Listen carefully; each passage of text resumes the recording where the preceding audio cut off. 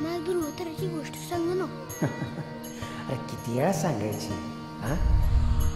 ध्रुव बाळानं लय तपश्चर्या केल्या, त्याला इष्णदेव प्रसन्न झाले आणि त्यानं त्याला आढळ स्थान दिलं. बाबा पण अशी जागा कुठे असू शकते? ते बघ आकाशात तो सगळ्यात जास्त लखलखणारा चमचमणारा तारा, तोच ध्रुव तारा. तो तारा बनला? ध्रुव तारा? होय बाळा, ध्रुव बाळ ध्रुव तारा बनला.